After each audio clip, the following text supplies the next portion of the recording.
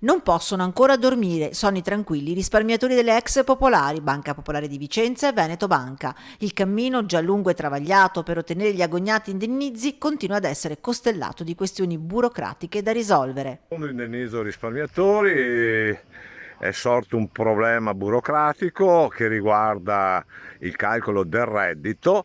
Parliamo del periodo d'imposta 2018, denuncia dei redditi che va presentata con la richiesta di indennizzo. A creare l'inghippo sono il regime di cedolare secca e le partite IVA che usufruiscono del residuo forfettario.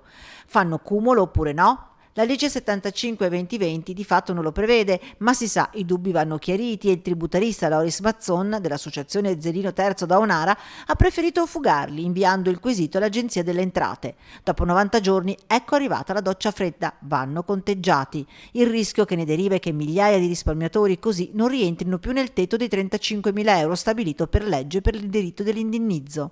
Immediatamente l'associazione si è attivata ed è stata presentata un'interrogazione parlamentare. Sappiamo che stanno già lavorando per chiarire e verificare eventuali procedure.